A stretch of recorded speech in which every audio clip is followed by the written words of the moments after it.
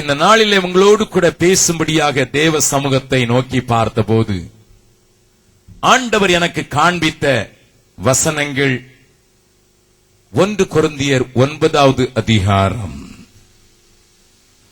1 கொரிந்தியரின் நிருபத்திலே 9வது அதிகாரத்தை முழுவதும் நாம் வாசிக்க முடியாவிட்டாலும் இன்றைக்கு இரவுக்குள் இந்த அதிகாரத்தை மீண்டும் ஒருமுறை நீங்கள் வாசிக்கும்படியாக நான் உங்களை அன்போடு கூட கேட்கிறேன். அதில் ஒரு வசனத்தை அடிப்படையாக கொண்டு இந்த முழு அதிகாரத்தில் இருக்கிற ஒரு முக்கியமான காரணத்தை நான் உங்களுக்கு காண்பித்து நான் விடைபெற்று போக விரும்புகிறேன். 23வது வசனத்தை வாசிக்கலாம். சுவிசேஷத்தில் நான் உடன் பங்காளி ஆகும்படி, சுவிசேஷத்தில் நான் உடன் பங்காளி ஆகும்படிக்கு அதின் நிமித்தமே இப்படி செய்கிறேன்.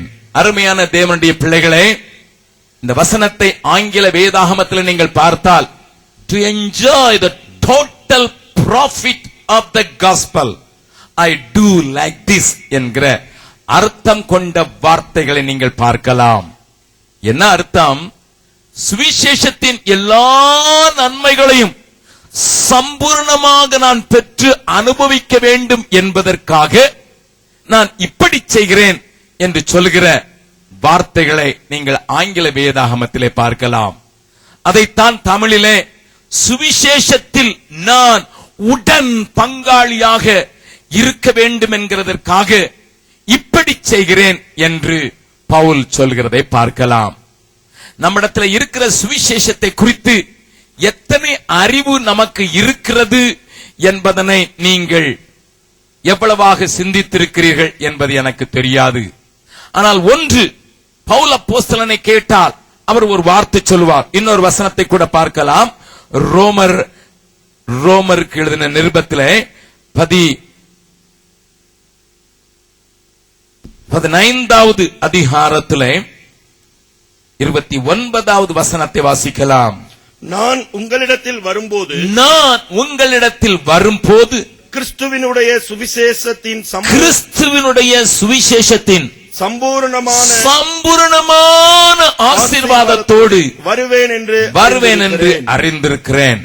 தேவன் உங்களையும் என்னையும் நம்பி கொடுத்திருக்கிற சுவிசேஷம் மிகவும் ஆசீர்வாதங்களை நமக்கு கொண்டு வருகிற ஒரு பெரிதான பொக்கிஷம் என்பதை நீங்களும் நானும் அறிந்திருக்க வேண்டும். ஆனால் அதை காட்டிலும் அந்த சுவிசேஷத்தினால் எனக்கு ஒரு பெரிய நன்மை உண்டாவதற்காக நான் இப்படி செய்கிறேன் என்று பவுல் சொல்கிறதனுடைய நோக்கம் என்ன என்பதையும் அதற்கு அவர் என்ன செய்கிறார் என்பதையும் இந்த நாளிலே விளங்க வைக்கும்படியாக நான் வாஞ்சிக்கிறேன். சமீபத்திலே மேகாலயாவுக்கு போயிருந்தேன்.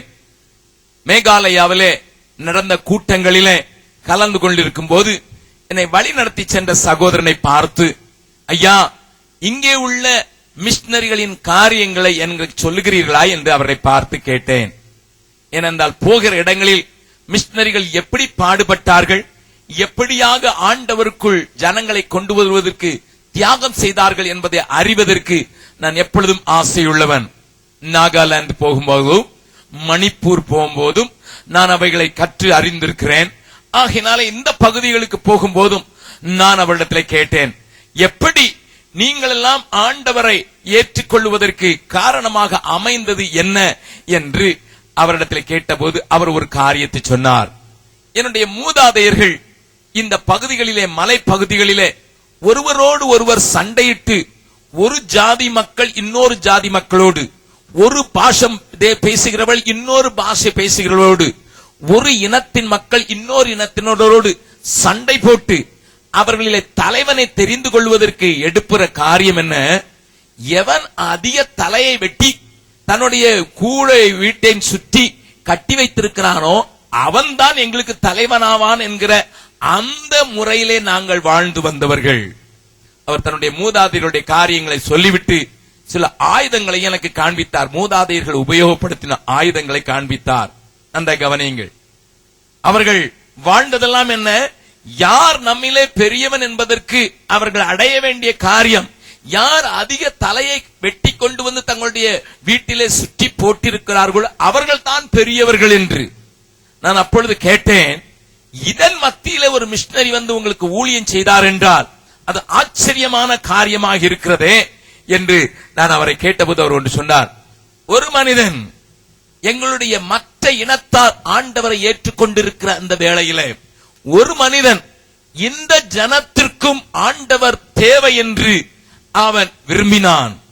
அவன் ஒரு ஆங்கிலேயன் அல்ல, நன்றாய் கவனிங்கள், ஒரு ஆங்கிலேய மிஷனரி அல்ல, கிறிஸ்துவின் அன்பை ருசித்தவன். தனக்கு இயேசு கிடைத்து விட்டார், இனி மனிதர்களை பலியாக்க வேண்டாம், மாமிச பிராணியாக நாங்கள் வாழ வேண்டாம் என்று எங்களுக்கு உடுக்க சொல்லிக் கொடுத்து, படிப்பு சொல்லிக் கொடுத்து, எங்களுக்கு வேதம் சொல்லிக் கொடுத்து எங்களை ஆளாக்கின மிஷனரிகள் எங்களுக்கு ஒன்று சொல்லி இருந்தார்கள், மற்றவர்களுக்கும் இந்த சுவிசேஷம் போக வேண்டும் என்று சொன்னதுனால அவர்களிலே ஒரு மனிதன் எங்களுடைய இனத்துக்கு பகைஞன், எங்களுக்கு விரோதமானவன், எங்களுக்கு வேண்டாதவனாக வாழ்ந்து வந்த அந்த ஜாதி இப்பொழுது கிறிஸ்துவை ஏற்றுக்கொண்டார்கள். அவர்கள் வந்து அவர்களிலே ஒரு வாலிபனுக்கு மாத்திரம் தைரியம் வந்தது. அவன் தன்னுடைய மக்களுக்கு சொன்னான், நாம் பெற்றிருக்கிற இந்த சுவிசேஷத்தின் மகிமையை நாமே வைத்துக் கொண்டிருக்க கூடாது, நம்மை வெறுக்கிற, நம்மை நேசிக்காத, நம்மை பகைக்கிறவர்களுக்கும் நான் சொல்ல வேண்டும் என்று அவன் சொல்லிக்கொண்டே இருந்தான். யாரும் செவி சாய்ப்பதாக இல்லை. அங்கே போனால் நம்மை இன்றைக்கும் அவர்கள் ஆண்டவர் அறியாதனால் வெட்டி தலையை தொங்க போட்டு விடுவார்கள் என்று ஒருவருக்கும் போவதற்கும் ஆயத்தமில்லை. முன்னாலே நாம் சண்டையிட்டு அவர்களை வெட்டினோம், ஆனால் இப்பொழுது நமக்கு வெட்டுவதற்கு ஆண்டவர் கற்றுத்தரவில்லை. ஆகையினால் நாம் மாத்திரம் சுவிசேஷத்தை வைத்துக் கொண்டிருப்போம் என்று நாங்கள் வாழ்ந்து கொண்டிருக்கலாம் என்று நினைத்திருந்தார்கள். ஆனால் இந்த வாலிபனை ஆண்டவர் தூங்கவே விடவில்லை. அவனை எழுப்பி எழுப்பி அவர்களை நேசி, அவர்களுக்கும் சொல்லு சொல்லு என்று சொன்னதினாலே ஒரு நாளிலே ஊர்ல யாரும் தனக்கு உதவியாக வரமாட்டார்கள் என்பதை அறிந்த அவன் கொஞ்சம் தூரம் பிரயாணம் பண்ணி, ஒரு இரவிலே பிரயாணம் பண்ணி, அடுத்த நாள் காலையிலே எங்களுடைய குடும்பத்தார் இருந்த அந்த பகுதிகளிலே முரட்டாட்டமாக இருந்த அந்த பகுதிகளின் ஒரு மலை மேலே நின்று ஒரு பெரிய சத்தமிட்டான், ஐயா அம்மா, உங்களையும் இயேசு நேசிக்கிறார். இவனுடைய சத்தத்தை கேட்ட அவர்கள் சரி இன்னைக்கு வந்துட்டான் என்று சொல்லி எல்லாரும் ஓடி வந்தார்களாம் அவனை கொல்லுவதற்கு. அப்பொழுது அவன், என்னை பார்க்கிறீர்களா, நான் உங்களை அழிக்க வரவில்லை, உங்களோடு சண்டையிட வரவில்லை, உங்களுக்கு நான் பெற்ற அந்த வாழ்வை காண்பிப்பதற்கு தனி மனிதனாக வந்திருக்கிறேன், எனக்கு பின்னதாக ஒரு கூட்டமும் இல்லை என்பதை அவன் சொன்ன போது அந்த தலைவன் சொன்னானா, ஏதோ நடக்கிறது, கொஞ்சம் வித்தியாசமாக நடக்கிறது, கொஞ்சம் நில்லுங்கள் என்று சொன்ன போது இந்த வாலிபன் அவள் மத்தியில் நின்று இயேசு யார், எப்படி அவர் சிலுவையிலே மரித்தார், எப்படியாக சிலுவையிலே ரத்தம் சிந்தி அவர்களை மீட்டுக் கொண்டார் என்கிற காரியத்தை இந்த வாலிபன் சொல்ல சொல்ல அந்த தலைவன் அழ ஆரம்பித்தான். அவனை இழுத்துக்கொண்டு நடுவிலே வைத்திருக்கும் போது சுற்றி இருக்கிறவர்கள் சொன்னார்கள், இன்னைக்கு இவனை போட்டு இவனை சாப்பிட்டுட்டா நமக்கு பழி தீந்துரும் சொன்ன போது அந்த தலைவன் சொன்னானா, அவனை கொல்கிறது என்றால் என்னை கொல்லலாம். தலைவனுடைய சொல்லுக்கு தப்பாதவர்கள் அவர்கள் ஒன்று செய்தார்களாம். என்ன தலைவா, என்ன சொல்லுகிறீர்? இவன் சொல்லுகிற இயேசு உண்மையான தெய்வம் என்றால் ஹல்லேலூயா, நாம் அவரை பின்பற்றித்தான் ஆக வேண்டும். இவர் சொல்லுகிற இயேசு நித்திய ஜீவனை அருளுகிறவர் என்றால் நாம் அவர்களுக்கு சொந்தமாகத்தான் மாற வேண்டும் என்று தலைவன் என்று சொன்ன போது மக்கள் எல்லாம், இவனுக்கு என்ன பைத்தியம் பிடித்து விட்டது, என்றைக்கோ வந்து சொன்னான் இயேசு என்று சொன்னான், அது யார் என்று தெரியாது என்று சொன்ன போது அந்த வாலிபன் அவர்களுக்கு ஒரு சின்ன காரியத்தை செய்து காட்டினானாம். அங்கே விளையாடி கொண்டிருந்த ஒரு பிள்ளையை ஒரு நாய் ஒன்று அந்த பிள்ளையை வந்து பாய்ந்து அதனுடைய கையை பிடித்து கவ்வி இழுத்துக் கொண்டே போயிற்று. அவர்களுக்கு நாய் ஆகாரம். நல்ல கவனிங்க, நாய் நாகாலாந்துல போய் நாயை பாத்தீங்கன்னா அவங்க, நான் எனக்கு ஒரு நாய்க்குட்டி வாங்கணும்னு ரொம்ப ஆசையா இருந்து முன்னால போயிருக்கும் போது நான் கேட்டேன், இந்த குட்டி நாயை நான் கொண்டு போலாமா? ஐயோ, நாய் தான் இங்க விலை ஜாஸ்தி, ஏன்னா அதுதான் விருந்துக்கு ஆகுறதுன்னு. நாய் அவங்க அதனால அடிக்க மாட்டாங்க, நாயை வந்து ரொம்ப நேசிச்சு வச்சுக்கிட்டு இருப்பாங்க. இப்ப பிள்ளை கையை பிடிச்சு கவ்விக்கிட்டு இழுத்துட்டு போகுது ஒரு சின்ன பிள்ளை கைய, நாயை அடிக்காம அவங்க சொல்றாங்க, நாயே விட்டு விடு, என் பிள்ளைய விட்டு விடு. பெரிய குரூரர்கள். இந்த பையன் பாய்ந்து சென்று அந்த நாய் வாயை திறந்து தான் கையை உள்ள கொடுத்துட்டு இந்த பிள்ளையை மீட்டு கொடுத்தது. அந்த நாய் இவனை கைவி இவனுடைய கையில பெரிய ஒரு சதத்துண்டை எடுத்துட்டு ஓடுற அளவு வரைக்கும் அவன் கையை கொடுத்துக்கிட்டு இருந்தான். அப்ப சொன்னா, ஒரு பிள்ளைய காப்பாத்துறதுக்கு ஒரு நாய்க்கு எனக்கு ஒரு துண்டு சதையை கொடுக்க முடியாத நேரிட்டது. ஆனா உன்னையும் என்னையும் காப்பாத்துறதுக்கு இயேசு தன்னையே பூரணமா கொடுத்துட்டாருன்னு சொன்ன உடனே தான் எல்லாருக்கும் கண்ணு திறந்தது.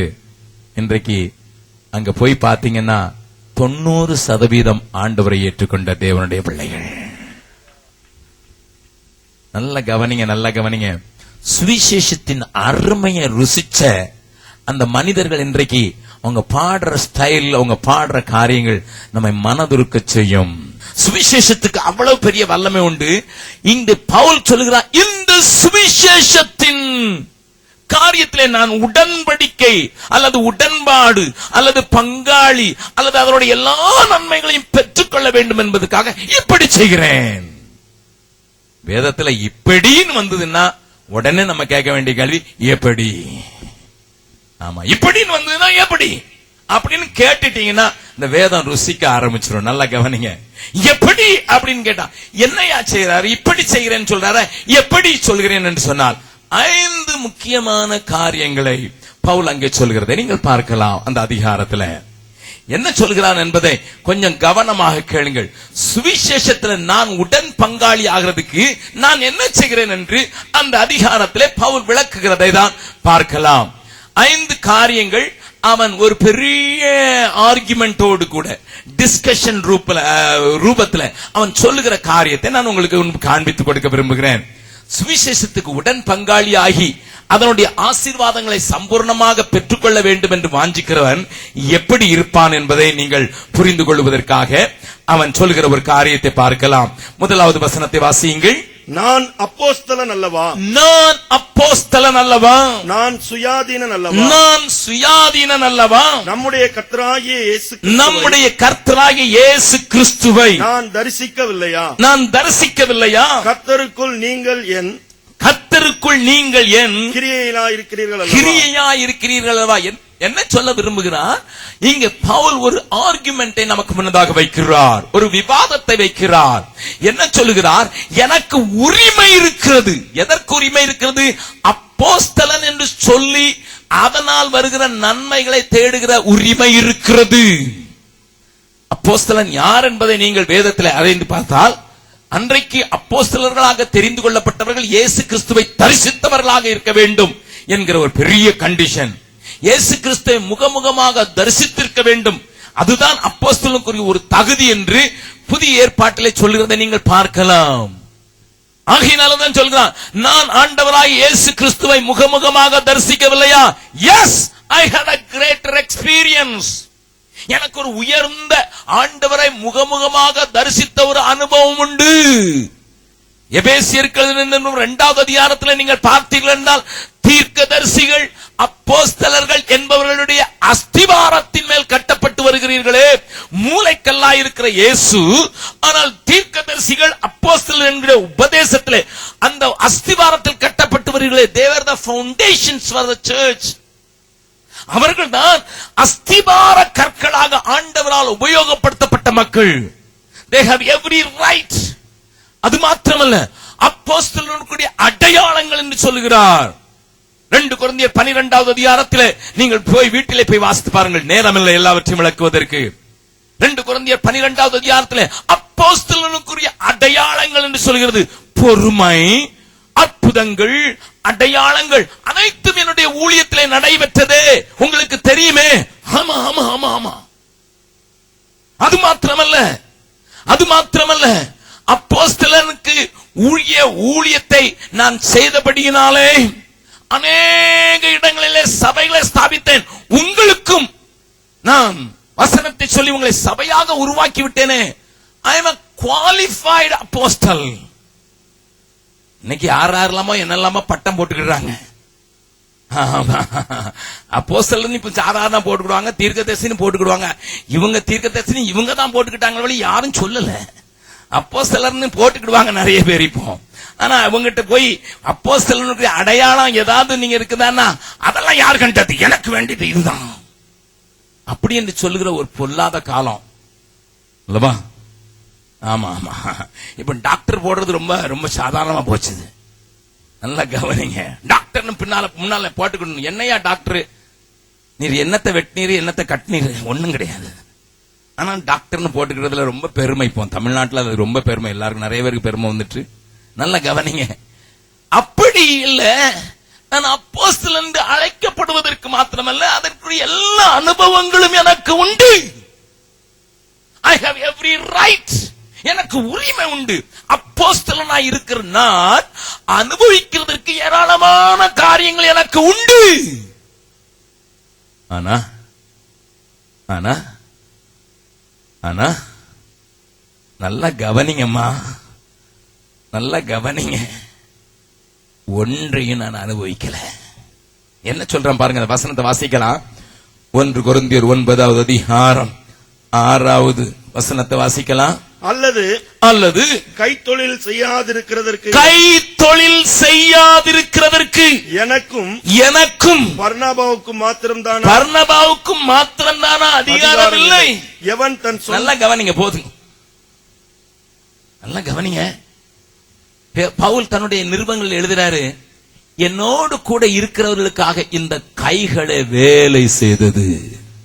உங்களுக்கு நான் பாரமா இருக்கக்கூடியவனா இருந்தும் உங்களுக்கு பாரமா இருக்காதபடிக்கு இந்த சொந்த கைகளே வேலை செய்து நான் சுவிசேஷத்தை பிரசங்கித்தேன். எனக்கு அதிகாரம் இருக்கிறது, அனுபவிப்பதற்கு எனக்கு அதிகாரம் இருக்குது. International preacher. நல்லா கவனிங்க. போற நாட்டிலெல்லாம் சபையை ஸ்தாபிக்கிறவர். ஆனா அவர் தன்னை பற்றி என்ன எழுதுறாரு பாருங்க. ஒரே ஒரு வசனத்தை மட்டும் வாசிக்கலாமா, அவருடைய காரியங்களை கொஞ்சம் புரிந்து கொள்வதற்காக? 2 கொரிந்தியர்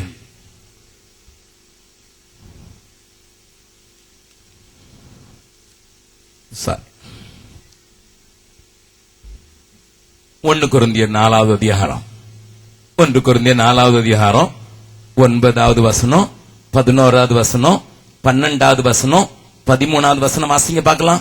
எங்களுக்கு தோன்றுகிறபடி தேவன் அப்போஸ்தலர்களாகிய எங்களை மரணத்திற்கு குறிக்கப்பட்டவர்கள் போல கடைசியானவர்களாய் காணப்பட பண்ணினார். தேவன் எங்களை கடைசியானவர்களாய் காணப்பட பண்ணினார். நல்லா கவனிங்க, நல்லா கவனிங்க. எத்தனை முறை மரணத்தை நாங்கள் பார்க்க முடியாத ஒரு இடத்துக்கு தள்ளப்பட்டோம். நாங்கள் உலகத்துக்கும் தூதருக்கும் மனுஷருக்கும் வேடிக்கையானோம். நாங்கள் கிறிஸ்துவின் நிமித்தம் பைத்தியக்காரர். நீங்கள் கிறிஸ்துவில் புத்திசாலிகள். நாங்கள் பலவீனர், நீங்கள் பலவான்கள். நீங்கள் கனவான்கள், நாங்கள் கனவீனர். இந்நேரம் வரைக்கும். நல்ல கவனிங்க. இந்நேரம் வரைக்கும். எப்ப வரைக்கும்? பழைய சபைகளை ஸ்தாபிச்சாச்சு, பல நாடுகளுக்கு சென்று ஆண்டவருடைய வார்த்தை சொல்லி பெரிய சபைகளை ஸ்தாபிச்சாச்சு. ஆனா இந்நேரம் வரைக்கும் எங்க நிலைமை என்ன? பசியுள்ளவர்களும் தாகமுள்ளவர்களும் நிர்வாணிகளும் குட்டுண்டவர்களும் தங்க இடமில்லாதவர்களுமாயிருக்கிறோம். அடுத்த வசனம். எங்கள் கைகளினாலே வேலை செய்து பாடுபடுகிறோம். வையப்பட்டு ஆசீர்வதிக்கிறோம். துன்பப்பட்டு சகிக்கிறோம். தூசிக்கப்பட்டு வேண்டிக் கொள்கிறோம். இந்நாள் வரைக்கும்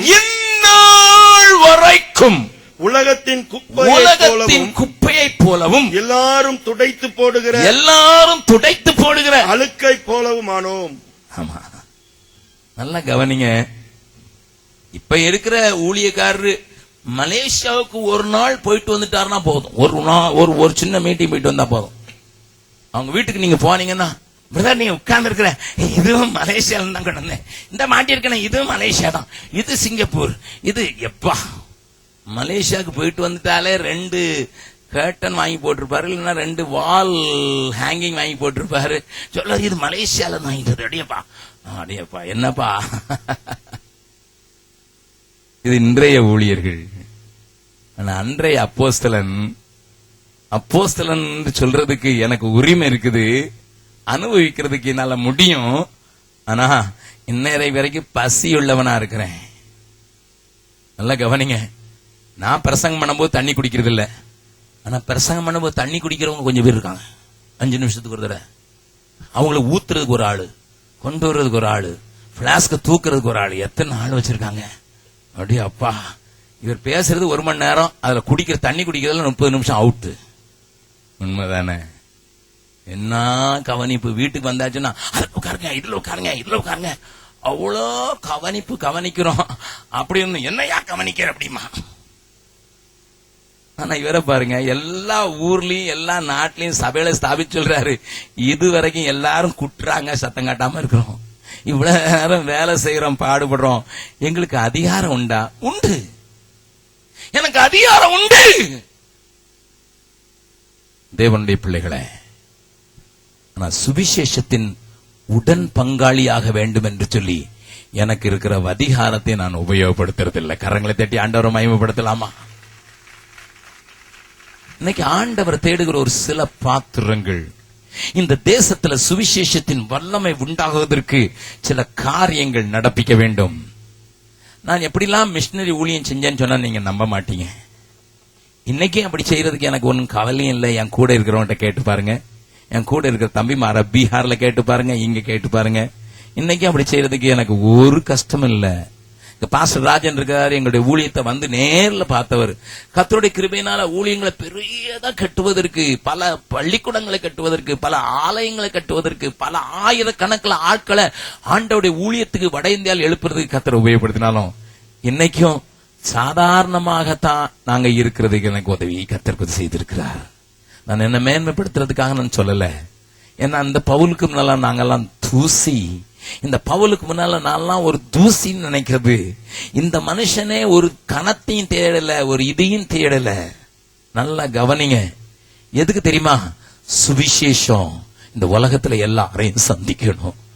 சுவிசேஷத்தின் உலகம் சந்திக்கிறது மாத்திரமல்ல, எல்லாருக்குள்ளே வருகிற அந்த மாற்றம், அதுக்கு நான் உடன்படி ஆகணும்னு சொல்றதுனால எனக்கு உரிமை இருந்தாலும் நான் உரிமையை உபயோகப்படுத்துறது இல்லை. அருமையான தேவனுடைய பிள்ளைகளே, இன்றைக்கு ஆண்டவர் இந்த தரிசன கூடுகள் வந்திருக்கிற உங்களில் இப்படிப்பட்ட ஒரு சிந்தையை உருவாக்குவாராக. அழகாக பாடுகிறோம். சுவிசேஷ பாரம் ஒன்றே என் சுமையாக மாற வேண்டும். சுவிசேஷ பாரம் ஒன்றே என் சுமையாக மாற வேண்டும். என் தேச எல்லை எங்கும் உம் நாமம் சொல்ல வேண்டும். என் தேச எல்லை எங்கும் உம் நாமம் சொல்ல வேண்டும்.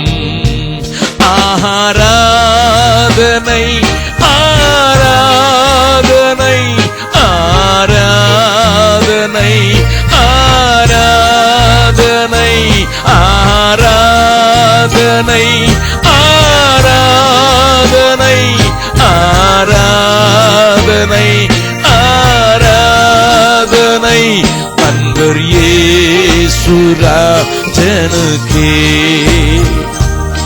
ஆவியான தேவனுக்கே அன்பர் இயேசு ராஜனுக்கே ஆவியான தேவனுக்கே. ஒரு நாள் ஒரு முழு மாவட்டத்திலையும் ஒரு கிறிஸ்தவர்கள் இல்லைன்னு, அவுரங்காபாத்னு ஒரு மாவட்டம் இருக்குது, ஒரு கிறிஸ்தவங்களும் இல்லைங்கிற அந்த மாவட்டத்துக்கு சுவிசேஷத்தை சொல்லும்படி ஆண்டவர் என்ன பாரப்படுத்தினார். நான் என் சைக்கிள் நிறைய பண்டில் பெரிய புஸ்தகங்கள் எல்லாம் கட்டி ஹேண்டில் பார் தூக்குற அளவுக்கு பின்னால பெட்டியில எல்லாத்தையும் அடுக்கிட்டு என் மனைவிட்ட போயிட்டு வரேன்னு சொன்னேன். ஏன்னா நாங்க ஆரம்பத்துல எல்லாம் அருமையான போதகர் சொன்ன போல எனக்கு நல்ல மனைவியை கொடுத்துருக்காரு. எப்போ வருவீங்கன்னு கேட்கவே மாட்டா, அவளுக்கு தெரியும். எப்போ வருவான்னு அவருக்கு தெரியாது, ஏன்னா கூப்பிட்டா போறாரு. அவர் பாட்டுக்கு சுவிசேஷம் சொல்லாரு, எங்க மேடை போட்டா கூப்பிடுறாங்க.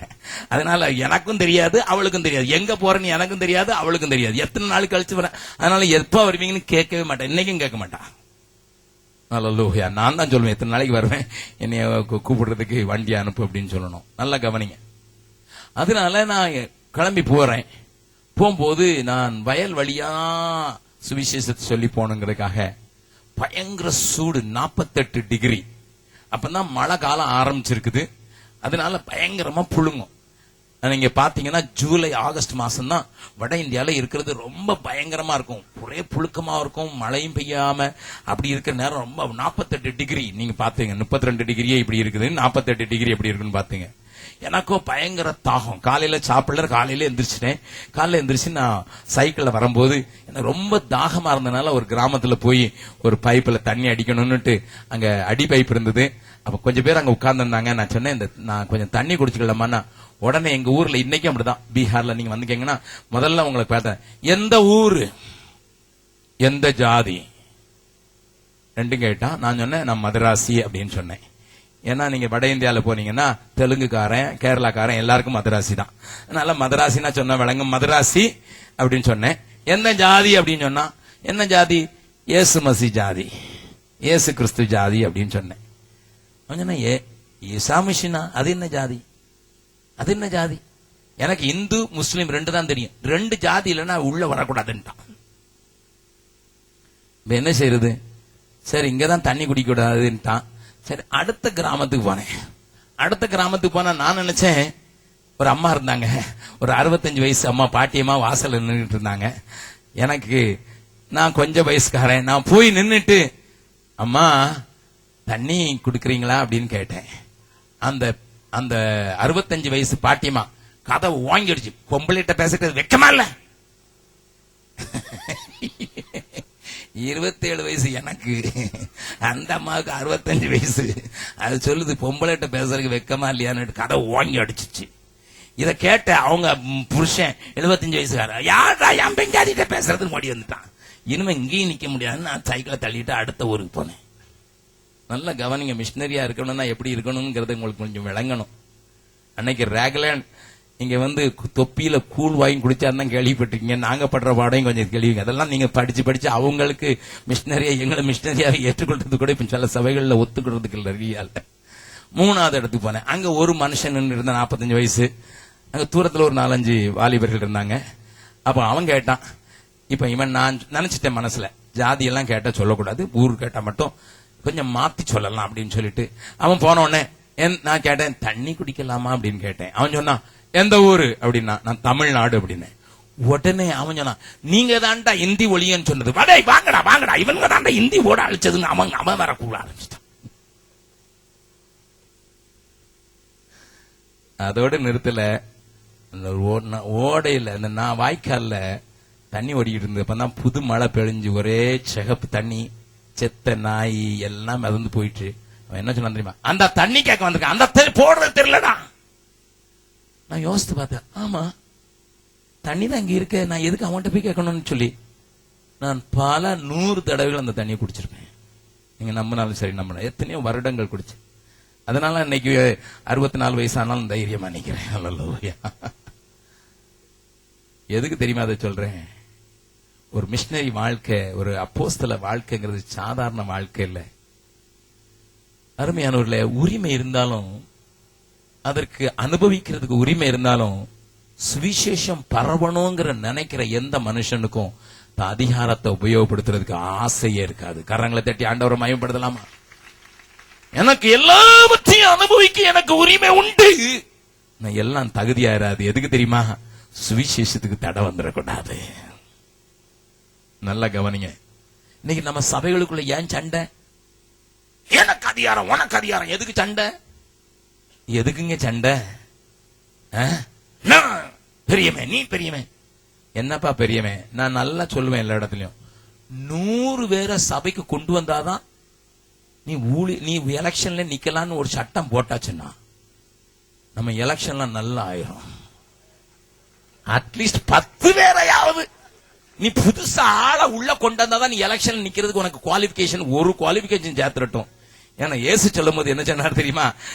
என் பின்ன வாருங்கள். நீ மனுஷனை பிடிக்கலன்னா இயேசு பின்னால இல்ல. இயேசு பின்னால எல்லாம் சபைக்கு என்ன பெரிய கமிட்டி மெம்பர்? நீ மண்வெட்டி மெம்பர் தான். இந்த சட்டத்தை மட்டும் இப்ப இருக்கிற பிஷப்பும் இப்ப இருக்கிற ஆட்களும் கொண்டு வந்துட்டாங்கன்னு வைங்க, வர்ற நாட்கள்ல சபையும் நிறைஞ்சு வெளியும் கர்த்தருடைய காரியம் பெருசா நடக்கும். கரங்களை தட்டி ஆண்டவரை மயப்படுத்தலாமா? ஆமோதிக்கிறவங்க மாத்திரம் ஒரு அல்லேலூயா சொல்லலாமா? எஸ்.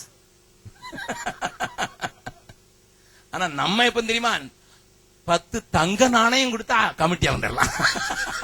இப்ப கோல்டு காயின்ல தான் கிடக்கு. இல்லையா, இல்ல 10 ஆளை கொண்டு வாயா, எனக்கு அனுபவிக்க உரிமை உண்டு. ஆனா சுவிசேஷம் பரவணுங்கிறதுக்காக நான் அனுபவிக்கிறதுக்கு ஆயத்தமா இல்லை. தேவஜனமே, ஆண்டவர் நம்மோடு கூட இடைபடுவாராக. இந்த தேசத்துல இன்னமும் ஆண்டவருடைய வார்த்தை பெரிதாக பரம்புவதற்கு நமக்குள்ள இப்படிப்பட்ட ஒரு சிந்தையை ஆண்டவர் உருவாக்குவாராக. இரண்டாவது அவர் சொல்கிற ஆர்குமெண்ட் பார்க்கலாம். அடுத்த வசனம் வாசிங்க. 9வது அதிகாரத்தை மறுபடியும் திருப்பிக் கொள்ளுங்கள். 1 கொரிந்தியர் 9வது அதிகாரம் 7வது வசனத்தை வாசிக்கலாம். எவன் தன் சொந்த பணத்தை செலவழித்து தண்டிலே சேவகம் பண்ணுவான். எவன் திராட்சை தோட்டத்தை உண்டாக்கி அதன் கனியில் புசியாதிருப்பான். எவன் மந்தையை மேய்த்து அதன் பாலை சாப்பிடாதிருப்பான். இவைகளை மனுஷர் வழக்கத்தின்படி சொல்லுகிறேனோ. கொஞ்சம் நிறுத்துங்க, நல்லா கவனிங்க. சாதாரண பழக்கத்துல இருக்கிற காரியத்தையும் கொஞ்சம் பாருங்க. என்ன பாருங்க, உங்களுக்கு விளங்குற மாதிரி ஒரு உதாரணம் சொல்றேன், அப்ப தெரியும். நம்ம ஊர் பழமொழிய சொல்லணும்னா, யாருப்பா தேனை எடுத்துட்டு கைய நக்காம இருப்பான். இப்ப விளங்கிடுச்சு. இந்த வசனம் விளங்கணும்னா நம்ம ஊர் பாஷையில பேசணும்.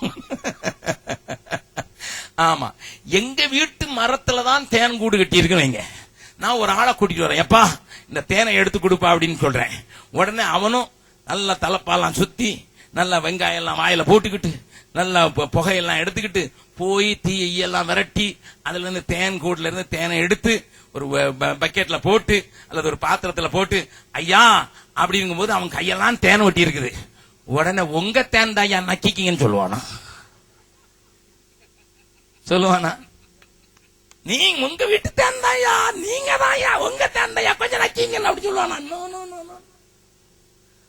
அதனாலதான் அந்த பழமொழி சொன்னாங்க, எவன் தேனை எடுத்துட்டு கைய நக்காம இருப்பான். ஆனா இங்க சொல்றாரு பவுல், அத கூட நான் செய்யலையா, அத கூட நான் செய்யல. எனக்கு உரிமை இருக்குது. மந்தை மேய்க்கிறதுனால பாலை சாப்பிடுறதுக்கு உரிமை இருக்குது. யாக்கோபு கிட்ட கேட்டா சொல்லுவான், இரவும் பகலும் நான் மந்தையோடே கடந்தேன். பனி என் மேல பட்டது, வெயில் என் மேல பட்டது. ஒரு ஆடு காணாம போனா கூட உங்க அப்பா 2 ஆடு வாங்க நாண்டியான்ட்டேன். ராகேலையும் ரேச்சலையும் பார்த்து யாக்கோபு, இப்படி கஷ்டப்பட்டேன்பா, 20 வருஷம் கஷ்டப்பட்டேன். 7 வருஷம் முதல் பெஞ்சாதிக்கு, 2வது வருஷம் 7வது வருஷம் அடுத்த பெஞ்சாதிக்கு, அடுத்த 6 வருஷம் உங்க அப்பாவுக்கு அடிமை மாதிரி இருந்தேன். நல்ல கவனிங்க, எல்லாரும் லாபம் தேடுற நாட்கள், எல்லாரும் கஷ்டப்பட்டா ஏதாவது கிடைக்கும் நினைக்கிற நாட்கள். ஆனால் இங்க ஒரு மனுஷன் இருக்கிறான், நான் இப்படி செய்தேன் எப்படி செய்தேன், எனக்கு வழக்கம் போல மனுஷனுடைய வழக்கத்தின்படி பேசுகிற அந்த உரிமையை கூட நான் எடுத்துக்கிடல. என்ன ஒரே ஒரு காரியம், எல்லாரும் சுவிசேஷத்தை அறிகிற அறிவுக்கு வரணும். அருமையான தேவனுடைய பிள்ளையே, ஆண்டவர் உன்னையும் என்னையும் இந்த உலகத்துல தமக்குரியவர்களாக தெரிந்து கொண்டிருக்கிற நீயும் நானும் இந்த காரியத்தின் புடிப்பை மாற்றம் பெற்றுட்டோம்னா நம்முடைய வாழ்க்கையில எல்லாமே மாறிடும்.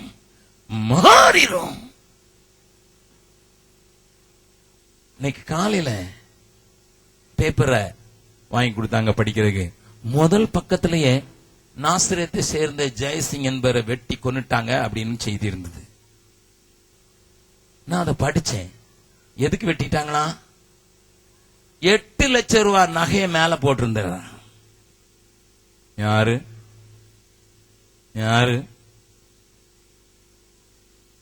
ஜெயசிங் எத்தனை லட்சம் ரூபாய் 8 மேல தூக்கி போயிட்டு இருக்காரு? 8 லட்சம் ரூபாய். இந்த பொம்பளைங்களை தான் இந்த பண பிசாசும் நகை பிசாசும் பிடிச்சு ஆட்டுதானே இப்ப ஆம்பளைங்களையும் பிடிச்சு ஆட்ட ஆரம்பிச்சுட்டு. நல்ல கவனிங்க. ஆமா, நம்ம தான் 10 கிராம் கிடைச்சாலே ஓட்டை இல்லாத இடத்துல ஓட்ட போட்டாவது மாத்திக்கிறோம். அங்க ஒண்ணும் இல்ல, ஆனா போட்டுக்கிட்டோம், போட்டா தொங்க போட்டு ஆம்பளைங்களுக்கு இப்ப பிடிச்சு ஆட்டுது. எனக்கு அதை படிச்சுட்டு இவர் ஏன் கோட்டில் கொல்ல மாட்டான், 8 லட்சம் ஒரே வெட்டில 8 லட்சம் அவுட். யோசித்து பாருங்க கொஞ்சம். நான் அந்த குடும்பத்துக்காக பரிதாபப்படுறேன். ஆனா அதே சமயத்துல எதுக்கு 8 லட்சம் போட்டுக்கிட்டு திரிகிறாரு? இங்க ஒரு பிரேசர், இங்க ஒரு இது, நான் சம்பாதிச்சேன் நான் அனுபவிக்கிறேன், அதானே எண்ணம், அதானே? யோசித்து பாருங்க.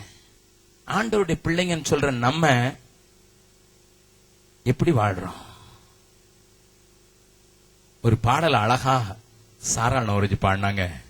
குருவை தொடரும் சீஷர்களும் குரு போல மாறிடுவார்.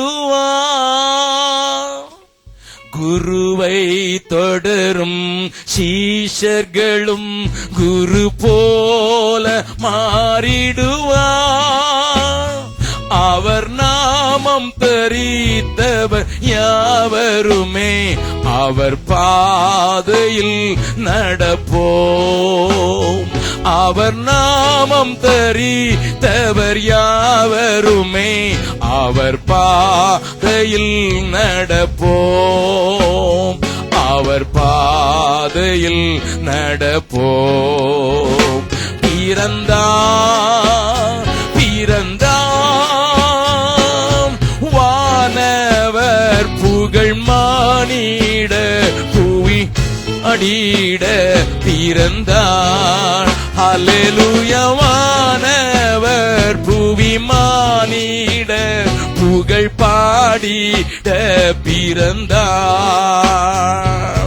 கந்தை துணியோ கர்த்தருக்கு கடும் கோலமிதோ. கந்தை துணியோ கர்த்தருக்கு கடும் ஏழை கோலமிதோ. ஹல்லேலூயா. வானவர் புவி மானிட புகழ் பாடிட பிறந்தார். போன மாசத்துல நான் மால்தீவுக்கு போயிட்டு பஹ்ரைனுக்கு போயிருந்தேன். நான் தங்கியிருந்தேன் என்னுடைய இனத்தார் வீட்டுல. என் இனத்தாருக்கு 2 பிள்ளைங்க. அந்த 2 பிள்ளைங்களும் என்னை தாத்தான்னு கூப்பிடுவாங்க. தாத்தா அப்படின்னு சொல்லி ஒரு பெரிய உண்டியல் எடுத்து வந்தாங்க. அதுக்கு முந்தின மணி நேரத்துல நடந்த ஒரு சம்பாஷணை சொல்றேன். அங்க அந்த பிள்ளைங்க வெளிநாட்டுல படிக்கிறதுனால கொஞ்சம் கம்ப்யூட்டர்லாம் அவங்களுக்கு வேணும். அவங்க அப்பா அங்க ஒரு பழைய ஸ்கிரீன், பழைய கம்ப்யூட்டர் ஸ்கிரீன், அதுல பார்த்தாலே தெரியல, பிளாக் அண்ட் ஒயிட், அதுல பார்த்தாலே தெரியல. அந்த ஸ்கிரீன்ல தான் அந்த பையன் வேலை செஞ்சுட்டு இருக்கும்போதே சொன்னா, டாடி எத்தனை தடவை சொல்றேன், என் கண்ணெல்லாம் கெட்டு போன பிறகுதான் வேற மானிட்டர் வாங்கி கொடுப்பீங்களா டாடி, வேற மானிட்டர் வாங்கி கொடுங்கன்னு சொல்லி இருக்கத நான் கேட்டேன். நல்லா கவனிங்க. இப்ப 2 பிள்ளைங்களும் கொண்டு வந்து சேர்த்து கொஞ்சம் தாத்தா பீகாருக்கு ஆண்டவர் அறியாத பிள்ளைங்களுக்கு எடுத்துட்டு போய் கொடுங்கன்னு சொன்னோடனே நான் கேட்டேன், நிறைய காசு சேர்த்திருக்கீங்க போல, வெயிட்டா இருக்குது அப்படின்னுட்டு. நான் உடைச்சு எண்ணி தரட்டு மாட்டாத்தா அப்படின்னு கேட்டாங்க. உடைச்சு எண்ணி கொடுக்கும்போது 3 மானிட்டர் வாங்குற பணம் அதுல இருந்தது. 3 மானிட்டர் வாங்க முடியும் அந்த பணத்துல. நான் அப்ப கேட்டேன், தம்பி நீ மானிட்டர் இல்லன்னு கண்ணெல்லாம் கெட்டு போகுதுன்னு அப்பாட்ட சொன்னியப்பா, இந்த காசுல உனக்கு 1 மானிட்டர் வாங்கிட்டு 2 மானிட்டர் காசை நீ பீகார் கொடுக்க கூடாதா? என்ன சொன்ன தெரியுமா? எனக்கு மானிட்டர் வாங்கி கொடுக்கறது எங்க அப்பா பொறுப்பு, நான் எனக்கு கிடைக்கிற எல்லா காரியத்தையும் மிச்சப்படுத்தி சுவிசேஷ அறிவிக்கிறதுக்கு அனுப்புறது என் பொறுப்பு. தனக்கு வேணும்னா செலவழிச்சிருக்க முடியும். அதை உடைச்சி 3 பங்கா வச்சு 1 பங்கை மட்டும் தனக்கு உபயோகப்படுத்திட்டு 2 பங்கை ஊழியத்துக்கு கொடுத்திருக்க முடியும். தசம பாகம் கொடுக்கறதுக்கே நமக்கு அவ்வளவு கஷ்டமா இருக்குது. 10ல் 1 கொடுக்கறதுக்கே நமக்கு ரொம்ப கஷ்டம். இவ்வளோ கொடுக்கணுமா அப்படிமோ? அப்படி இருக்கும்போது 3ல் 1 கொடுத்துட்டு இருந்தா கூட பெருசா கொடுத்த மாதிரி இருக்கும், 33%. But he didn't do it. நான் சொன்ன வார்த்தை என்ன கண்களில கண்ணீரை வர வச்சுட்டு, தனக்கு ஒரு பெரிய தேவை இருக்குது. That is my fathers responsibility. எங்க அப்பாவுக்கு அது பொறுப்பு, ஏன் பொறுப்பு. நல்லா கவனிங்க. படிக்கிறது 7th ஸ்டாண்டர்ட் தான். 7வது வகுப்பு படிக்கிற பிள்ளை எங்கேயோ ஒரு சின்ன நாட்டுல அப்பாவும் மற்றவங்களும் கொடுக்கிற காசை உள்ள போட்டு அதை கொடுக்கணுங்கிற அவசியமே கிடையாது. எங்கேயோ இருக்கிற பீகார்ல ஒருவேளை நான் சொந்தக்காரனா இருக்கலாம், ஆனா அதுக்காக ஆத்மாக்கள் ஆராதனை என் பொறுப்புன்னு சொன்ன வார்த்தை என்ன ஒட்டச்சுது. அருமையானவர்களே, இங்க பவுல் அதான் சொல்றான், எனக்கு அனுபவிக்க உரிமை உண்டு, நான் மந்தையை மேய்க்கிறனால பாலை சாப்பிட எனக்கு உரிமை உண்டு. பட் நோ, எனக்கு எல்லாம் சுவிசேஷம் பரவ வேண்டும், சுவிசேஷம் பரவ வேண்டும். துடிப்பு அவனை அப்படியாக கட்டி பிடித்து இழுக்கிறது. மூணாவது காரியத்தை பார்க்கலாம், வாசிக்கலாம் தொடர்ந்து. இவைகளை மனுஷர் வழக்கத்தின்படி சொல்லுகிறேனோ, நியாய பிரமாணமும் இவைகளை சொல்லுகிறது இல்லையோ? நியாய பிரமாணமும் இவைகளை சொல்லுகிறது இல்லையோ? போரடிக்கிற மாட்டை வாய்க்கட்டாயாக என்று மோசேயின் பிரமாணத்திலே எழுதியிருக்கிறதே. தேவன் மாடுகளுக்காகவே கவலையாயிருக்கிறாரோ? நமக்காகத்தான் இதை சொல்லுகிறாரோ? உழுகிறவன் நம்பிக்கையோட உழவும் போரடிக்கிறவன் தான் நம்புகிறதில் பங்கடைவேன் என்கிற நம்பிக்கையோட போரடிக்கவும் வேண்டியதே. ஆகையால் இது நமக்காகவே எழுதியிருக்கிறது. நல்லா கவனிங்க, போரடிக்க மாட்டேன் வாய்க்கட்டாதன்னு நியாயப்பிரமாணத்தில் எழுதியிருக்கியா? அந்த நியாயப்பிரமாணத்தின்படி எனக்கு உரிமை இருக்குது. முதல்ல என்னுடைய தகுதியின்படி எனக்கு உரிமை இருக்குது. இரண்டாவது மனுஷர்கள் வழக்கத்தான் செய்யறபடியும் எனக்கு உரிமை இருக்குது. மூணாவது நியாயப்பிரமாணம் சொல்லுது, ஏனென்றால் போரடிக்கிற மாட்டை வாய்க்கட்டாங்க இருக்குது. அதனால நான் செய்கிற காரியத்துல அனுபவிப்பதற்கு எனக்கு உரிமை இருக்கிறது. ஆனா செய்ய மாட்டேன். ஏன்? 12வது வசனம், மற்றவர்கள் உங்களிடத்திலே இந்த அதிகாரத்தை செலுத்தினால் அவர்களிலும் நாங்கள் அதிகமாய் செலுத்தலாம் அல்லவா? We have every right. அப்படி இருந்தும் கிறிஸ்துவின் சுவிசேஷத்திற்கு யாதொரு தடையும் உண்டாகாத படிக்கு நாங்கள் இந்த அதிகாரத்தை செலுத்தாமல் எல்லா பாடும் படுகிறோம். நல்ல கவனிங்க, வாழ்க்கையில ஆண்டவரை ஏற்றுக்கொண்டேன், ஆண்டவர் என்னை ரட்சித்திருக்கிறார், என் பாவங்களை மன்னித்திருக்கிறார், என்னை வெளிச்சத்திலே கொண்டு வந்திருக்கிறார், மரணத்துக்கு நேராக ஓடிக்கொண்டிருந்த என்னை ஜீவனுக்கு நேராக வழி நடத்தினார், அந்த வெளிச்சத்தை எனக்கு தந்தார், பிசாசுக்கு பலியிட்டுக் கொண்டிருந்த என்னை இன்றைக்கு தேவனுடைய பிள்ளையாக மாற்றியிருக்கிறார், பிசாசினுடைய அதிகாரத்திலே வாழ்ந்து கொண்டிருந்த என்னை தேவனுடைய அதிகாரத்திற்கும் அவருடைய ராஜ்யத்துக்கும் சொந்தமாக மாற்றிக்கொண்டிருக்கிறார் என்று நினைக்கிற எல்லா பிள்ளைகளும் ஒரு காரியத்தை நினைக்க வேண்டும், என் வாழ்க்கை யாருக்கும் இடரலாக இருக்கவே கூடாது. மற்றவர்கள் ஆண்டவருடைய சுவிசேஷத்தை கேட்கிறதற்கு ஒரு நாளும் நான் இடர்தலா இருக்கக்கூடாது என்கிற காரியத்தை நீங்களும் நானும் புரிந்து கொண்டோம் என்றால் நம்முடைய வாழ்க்கையில பெரிய பெரிய அற்புதங்களை மாத்திரமல்ல, நம்முடைய தேசத்தில் ஒரு பெரிய காரியத்தை நாம் சாதித்து விடுவோம். அருமையாக தேவனை நேசிக்கிறதுனாலே இந்த பகல் வேளையில கூடி வந்திருக்கிற உங்களை பார்த்து நான் கேட்பேன், தேவனை நேசிக்கிறேன், தேவனுக்கு பிரியமாய் நடக்க விரும்புகிறேன் என்கிற துடிப்பினால் தான் பகல் வேளையில உங்கள் வேலையெல்லாம் ஒதுக்கி வைத்து விட்டு இந்த பகல் கூட்டத்திற்கு வந்திருக்கிறீர்கள். ஒன்று செய்யுங்கள், கேட்டு பாருங்கள்.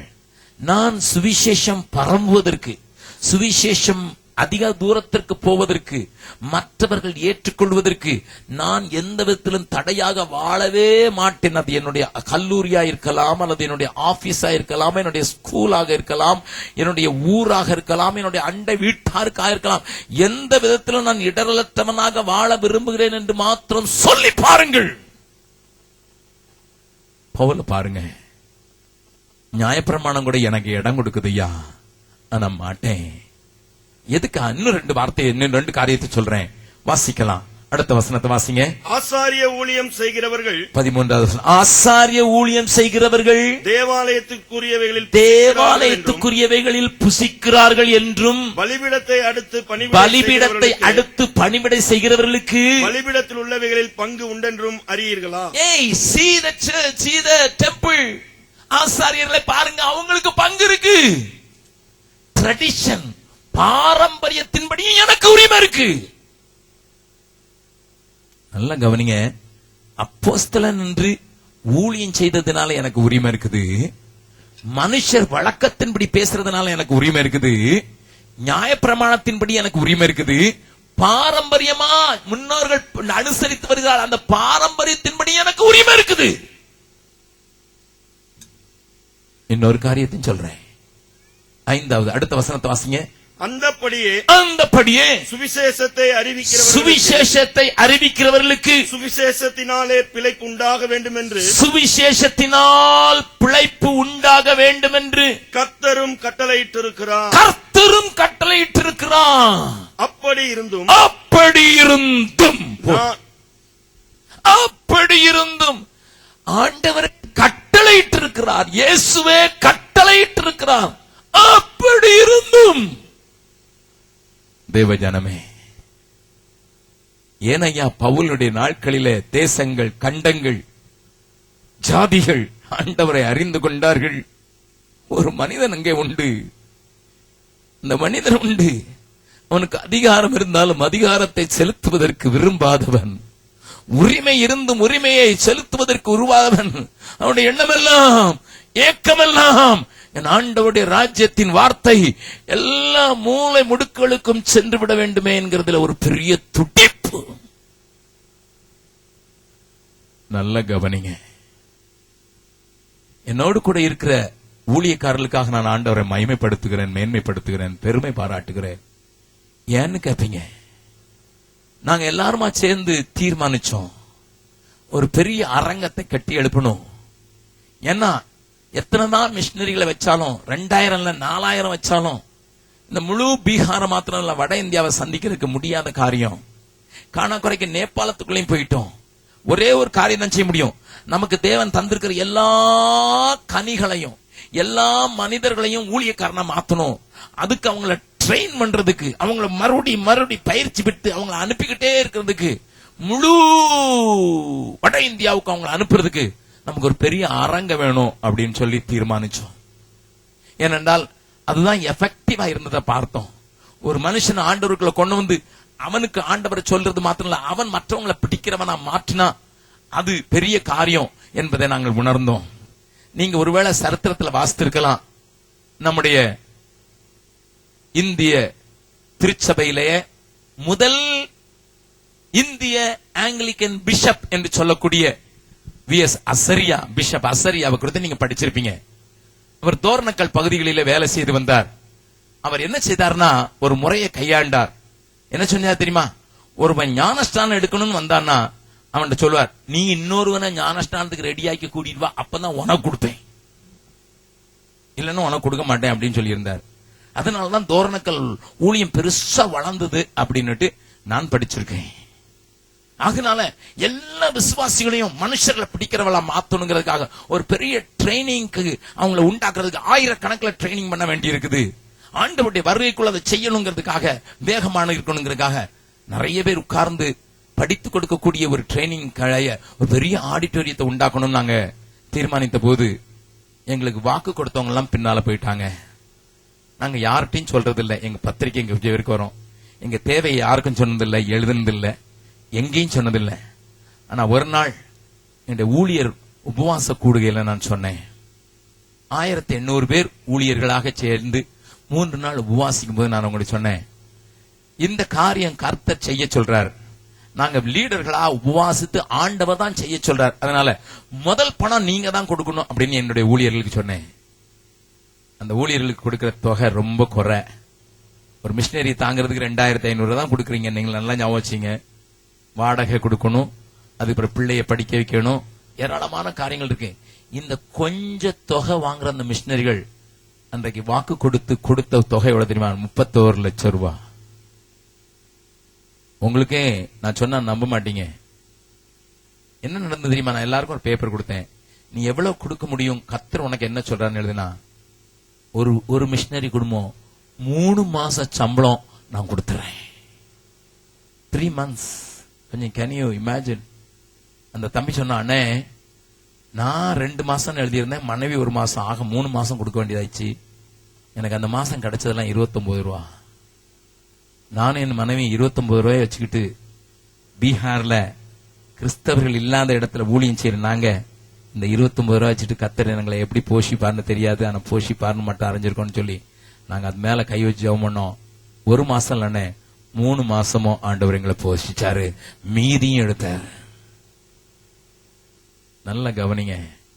எதுக்கு இதை செய்தீங்கன்னு கேட்டீங்கன்னா அவங்ககிட்ட சொல்லுவாங்க, எப்படியா இல்ல என்ன ஆண்டவருடைய ராஜ்யத்தின் சுவிசேஷம் எல்லா ஜாதிக்கும் போகணும், எல்லா மக்களுக்கும் போகணும் என்கிற துடிப்பின் நிமித்தம் தங்களுக்கு கிடைக்கிறதே கொஞ்சம் உதவி தக அத்தையும் இழக்கிறதுக்கு ஆயத்தமானவர்களால் தான் தேவர் ராஜ்யம் கட்டப்பட முடியும். அருமையானவர்களே, இப்ப நீங்க பவுல கேட்டீங்கன்னா எதுக்குயா அப்படின்னு கேட்டா 3 காரியங்களை சொல்லுவான். அதை நான் உங்களுக்கு காட்டி கொடுக்கிறேன். அப்படி இருந்தும் ஒன்றையும் அனுபவிக்கவில்லை என்று சொல்லுகிற ஒரு காரியத்துல அவன் சொல்லுகிற ஒரு காரியம். முதலாவது 12வது வசனத்தை மறுபடியும் வாசிக்கலாம். மற்றவர்கள் உங்களிடத்திலே இந்த அதிகாரத்தை செலுத்தினால், மற்றவர்கள் உங்களிடத்திலே இந்த அதிகாரத்தை செலுத்தினால் அவர்களிலும் நாங்கள் அதிகமாய் செலுத்தலாம் அல்லவா? அப்படி இருந்தும் கிறிஸ்துவின் சுவிசேஷத்திற்கு யாதொரு தடையும் உண்டாகாதபடி போதும். For the sake of the gospel, சுவிசேஷத்தின் நிமித்தம் ஆண்டவர் சொல்லும்போது சொன்னார், ஒரு புளித்த மாவை கொஞ்சம் எடுத்து 3 படி மாவிலே ஒரு ஸ்திரீ அடக்கி வைத்தாள். அது கொஞ்ச நேரத்துக்குள்ள ராத்திரிக்குள்ள அந்த 3 படி மாவை புளிப்பாக்கிட்டு. அப்ப சுவிசேஷம் பரவணும்னா நாங்க இதை செய்யணும்னு சொல்றாரு. நல்லா கவனிங்க. சுவிசேஷத்தின் நிமித்தம், for the sake of the gospel I did this. Okay, இப்ப இது எனக்கு விளங்கிச்சு. அடுத்தால இன்னொன்னு சொல்றாரு பாருங்க. அடுத்த அதே இடத்துல வாசிக்கலாம். 19வது வசனத்தையும் 22வது வசனத்தையும் வாசிக்கலாம். நான் ஒருவருக்கும் அடிமைப்படாதவனாய் இருந்தும் நான் அதிக ஜனங்களை ஆதாயப்படுத்திக் கொள்ளும்படிக்கு என்னைத்தானே எல்லாருக்கும் அடிமையாக்கினேன். பலவீனரை ஆதாயப்படுத்திக் கொள்ளும்படிக்கு பலவீனருக்கு பலவீனனை போலானேன். எப்படியாகிலும்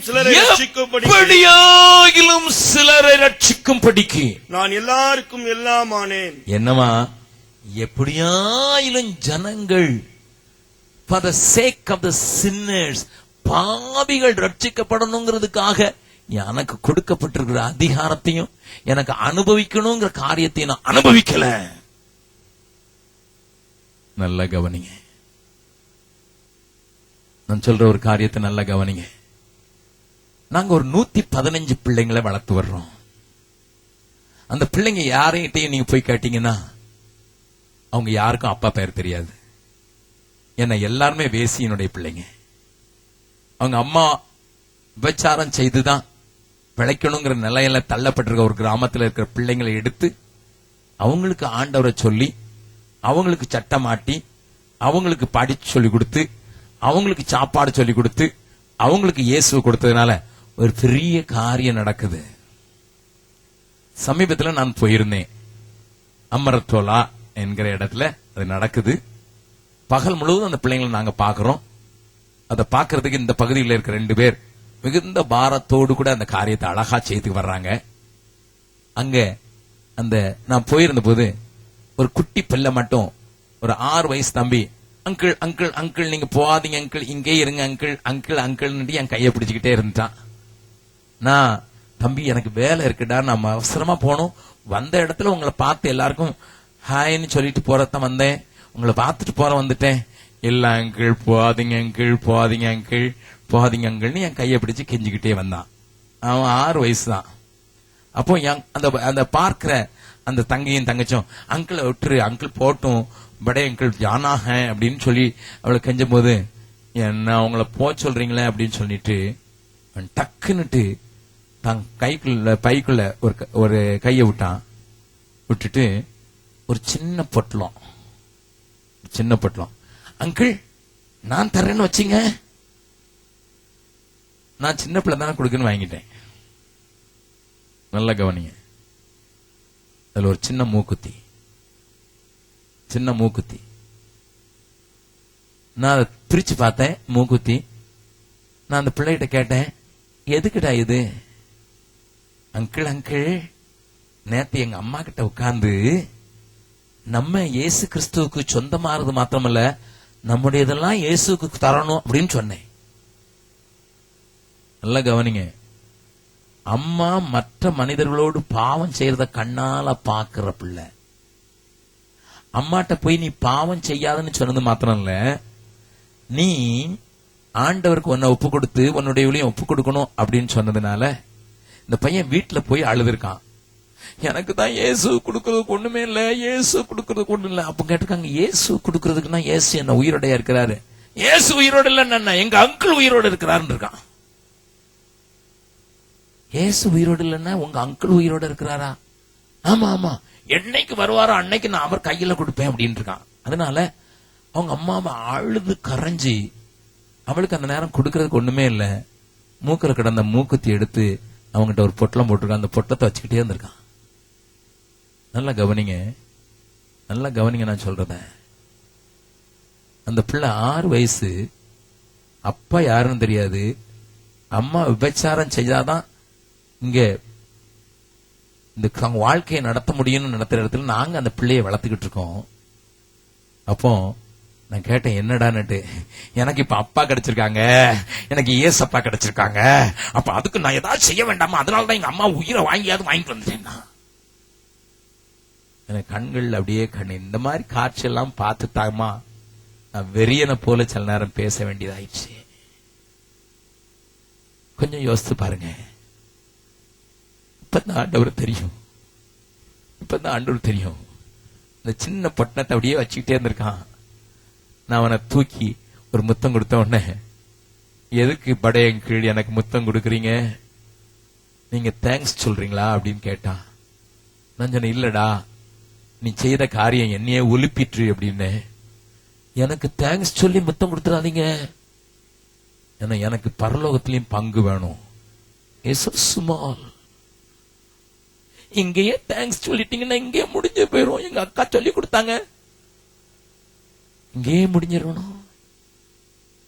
தங்கச்சி, தம்பி, ஏதாவது செஞ்சா பேர் வரணும்னு பாக்குற அந்த உலகத்துல அப்பா பேரு தெரியாத பிள்ளை ஆண்டவருக்கு ஏதாவது செய்யணுங்கிற துடிப்பு எதுக்கு தெரியுமா? என் பேருக்காக அல்ல, என் புகழுக்காக அல்ல, எப்படி அது இயேசுவின் ராஜ்யம் கட்டப்படணும்.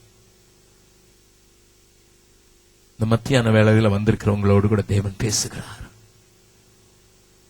எப்படி அது பாவிகள் ரட்சிக்கப்படணுமே. நேற்று தினத்துல நான் சங்கரங்கோயில்ல சொன்னேன்.